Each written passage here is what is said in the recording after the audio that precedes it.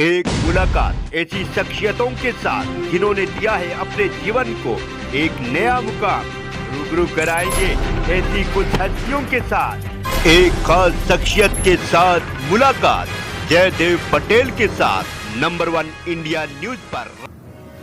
नमस्कार व्यूअर्स, मैं जयदेव पटेल, आप देख रहे हैं नंबर 1 इंडिया न्यूज। आपका एक बार फिर स्वागत है एक खास शख्सियत के साथ मुलाकात प्रोग्राम में। आज हमारे साथ खास मेहमान है महात्मा गांधी के परपोते तुषार गांधी। तुषार गांधी जी, आपका बहुत बहुत स्वागत आज हमारे प्रोग्राम में। बहुत बहुत शुक्रिया। तुषार जी, आपसे मेरा पहला सवाल है कि संस्कृति मंत्रालय की ओर से ये जो पत्रिका सामने आई है, इसमें इस बारे में विस्तार से जिक्र किया गया है कि किस तरह से महात्मा गांधी और साथ ही वीर सावरकर दोनों का सम्मान स्वतंत्रता के इतिहास में किसी भी स्वरूप में कम नहीं है, यानी कि एक तरह से दोनों की तुलना की गई है। इस पर पहले आपकी टिप्पणी। ये कर सकते हैं जो लोग सावरकर के भक्त हैं, वो जरूर ये बात कर सकते हैं, लेकिन फिर ये याद रखना चाहिए कि जिसने अंग्रेजों जेल से छूटने के लिए अंग्रेजों से माफी मांगी और फिर छूटने के बाद बाकी की जिंदगी अंग्रेजों के पेंशन पे जिए, उनको अगर हम हमारे क्रांतिकारियों और जो देशभक्त शहीद थे और वापो उनके साथ करने लगे, तो फिर ये उनकी मानसिकता का प्रदर्शन कराता है। तुषार जी, आपका ये कहना है कि ये जो परिपाटी चलाई जा रही है वो ठीक नहीं है। आपको लगता है कि इस तरह के संस्थाओं पर सरकार का जो हस्तक्षेप बहुत ज्यादा बढ़ गया, इस वजह से ये स्थिति बनी हुई है? क्या आपको लगता है संस्कृति मंत्रालय ने जो आर्टिकल निकालकर तुलना की है दोनों की, ये पूरी तरह से गलत है? देखिए, पूरी तरह से गलत मेरी तरफ से है। उनकी तरफ से जो लोग उनकी विचारधारा के हैं, उनके लिए वही आदर्श है, तो उनके लिए वो एक आदर्श मूर्ति बन के रहे। उसमें हमें ताज्जुब नहीं होना चाहिए। आज तक गांधी के साथ जो संस्थाएं जुड़ी हुई थी और जो स्मारक जुड़े हुए थे, उनको सरकारी नियंत्रण और उनके हस्तक्षेप से महफूज रखा गया था, अलग-अलग रखा गया था, संभाले रखा। जीएसडीएस वो एक ऐसी संस्था थी जिसके निर्माण में ही उसमें एक ये तजवीज की गई थी कि उसके जो अध्यक्ष रहेंगे वो प्रधानमंत्री रहेंगे, वर्तमान प्रधानमंत्री जो भी होंगे वो उसके अध्यक्ष बनेंगे। लेकिन फिर संस्था को अलग रखने के लिए उसमें डिप्यूटी चेयरमैन और डायरेक्टर की पोजीशन बनाई गई थी, जो बिन सरकारी हुआ करते थे। गांधीयन लोगों में से जो गांधीवादी थे, उनमें से नियुक्ति की जाती थी। इस पर यह है कि भाई जो उप चेयरमैन है वो भी बीजेपी के हैं और जो डायरेक्टर है वो भी एक बाबू है, तो पूरा सरकारी नियंत्रण उस पर आ गया है। और सरकार जिस विचारधारा के प्रणेता है, उस विचारधारा का एक प्रतिबिंब उस संस्था में दिखे, उसमें ताज्जुब नहीं है। और ये उनकी मंशा है और ये उनका प्रयत्न है। और इसीलिए जो बची हुई संस्थाएं हैं गांधी की, जैसे कि साबरमती आश्रम को हड़पने की कोशिश की जा रही है, उनको महफूज रखने की कोशिश करना ये एक बहुत जरूरी बात है। जी तुषार जी, लेकिन कई बार समय समय विरोधी दलों को मात देने के लिए रणनीति अख्तियार की जाती है। वीर सावरकर के संदर्भ में भी उनके समर्थक इसी बात की दलील देते हैं कि अंग्रेजों को मात देने के लिए उनको बड़ी लड़ाई लड़नी थी, इसी वजह से उन्होंने माफी मांगी और फिर बाहर आकर स्वतंत्रता के लिए पूरा अपना जीवन उसमें झोंक दिया। तो क्या इतिहास ने उनके साथ नाइंसाफी की है उनके योगदान को लेकर?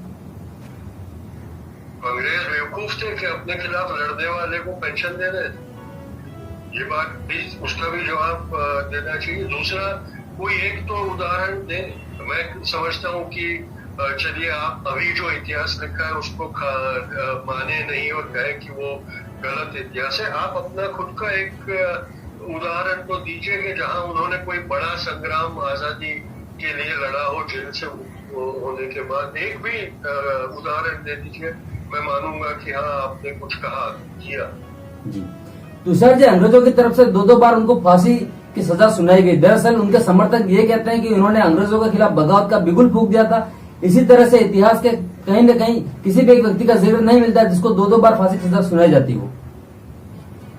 देखिए, एक तो ये मनगढ़ंत बात है, किसी को 2 बार फांसी की सजा कोई सुना नहीं सकता, क्योंकि फांसी किसी को मारने के लिए होती है। वो एक बार मारने के बाद क्या उसका शव लटकाएंगे वापस? 2 बार अंग्रेज जज थे, वो मुख्य, उनको आजीवन कैद की सजा दी गई थी। और ये हम भी मानते हैं कि भाई शायद ये अंडमान निकोबार में जेल होने के पहले उनका एक क्रांतिकारी अस्तित्व था और वहां उसके कारण उनको सजा हुई थी। लेकिन इतिहास हमेशा एक इंसान को उसने अपनी जिंदगी के आखिरी वक्त में जो किया हो उसके मुताबिक उसको मानता है, देखता है। और उन्होंने माफी मांगने के बाद, शरणागति स्वीकारने के बाद कभी भी अंग्रेजों के खिलाफ बगावत नहीं की, अंग्रेजों से पेंशन प्राप्त किया। और इसी तरह उसे, अगर मैं आपको बाइबल का ही एक उदाहरण दूं, तो जो जूडास था वो जीसस का परम मित्र और परम भक्त था, और उनके एकदम अंदरूनी जो मित्र थे, खास मित्र थे, उनमें से एक। लेकिन जूडास ने यीशु क्रिस्त के साथ गद्दारी की। और आज क्रिश्चियनिटी में जूडास को हमेशा एक गद्दार, एक बेवफा के नाम से ही जाना जाता है। कोई उसकी पहले की जो दोस्ती जीसस के साथ थी उसकी मिसालें नहीं देती। यही इतिहास में भी होता जी। तुषार जी, वीर सावरकर के मामले में यहाँ पर आपकी भी नाराजगी साफ साफ नजर आ रही है। इसके पीछे की वजह क्या है? क्या तुलना हो गई है, इस वजह से ही नाराजगी है, या फिर इसके पीछे कोई और कारण है? इस आदमी का बापू की हत्या में दोषी पाया गया था, जिसके खिलाफ, जिसको गिरफ्तार करके उसके खिलाफ मुकदमा लड़ा गया था। वो सिर्फ पर्याप्त सबूत पेश न होने के कारण कोर्ट ने को उनको छोड़ना पड़ा था, बाइज्जत बरी नहीं किया गया। तो ये फर्क है, और वो जो फर्क है उसके कारण ये एक विडंबना है कि जो स्मारक बापू की हत्या जहां हुई थी उसका स्मारक जो बना, और उस स्मारक को चलाने वाली संस्था अगर बापू की हत्या में आरोपी को महिमा मंडन करने के लिए अपनी पत्रिका का इस्तेमाल करता है, तो मुझे लगता है उससे बड़ी विडंबना और एक मश्करी, मजाक और कुछ नहीं हो सकता। जी तुषार जी, अगर इस तरह की स्थिति है कि संस्कृति मंत्रालय की ओर से इस पत्रिका में तमाम बढ़ाइयां की गई है और वीर सावरकर की इस बात का जिक्र करते हुए कि स्वतंत्रता के आंदोलन में उनका जिस तरह का योगदान था, इतिहासकारों के द्वारा उनके साथ नाइंसाफी की गई, उनके योगदान को कम आंका गया। इसी वजह से मौजूदा वक्त में इस बात की जरूरत है कि उनके इतिहास में जो योगदान है उसको अच्छे से तरीके से लोगों तक पहुंचाया जाए। संस्कृति मंत्रालय के पास और बहुत औजार है, वो उनकी मर्जी का इतिहास छापने के लिए उनको जरूरत क्या पड़ेगी गांधी की संस्था की पत्रिका में ही ये छापना।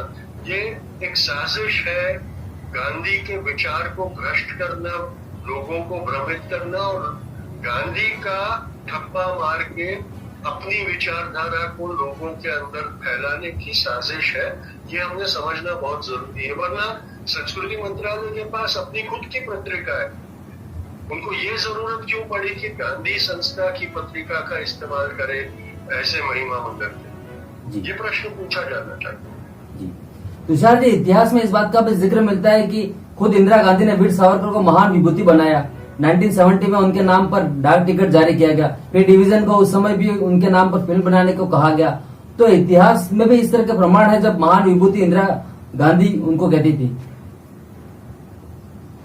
यही बात तो प्रूव करता है ना कि पहले कोई ऐसी साजिश हुई नहीं थी कि उनकी महानता को छुपाने या दबाने की कोशिश की जाए, वरना इंदिरा गांधी को क्या जरूरत थी वो कहने की। यही दिखाता है कि सरकार ने कभी जानबूझकर उनके ऊपर एक दोष था और वो दोष कभी, वो दाग कभी मिटा नहीं था और इसके कारण उनसे दूरी बनाए रखी गई थी। पर जब जरूरत पड़ी और इंदिरा गांधी ने जो उनको कहा होगा वो इंदिरा गांधी से प्रश्न पूछना चाहिए, मैं नहीं उनके लिए जवाब दे सकता हूँ।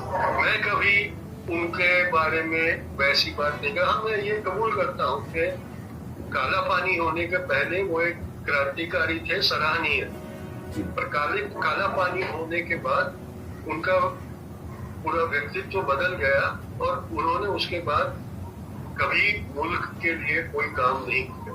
उन्होंने द्वेष फैलाया, उन्होंने हिंदुत्व का प्रचार किया और उन्होंने अंग्रेजों की मदद की।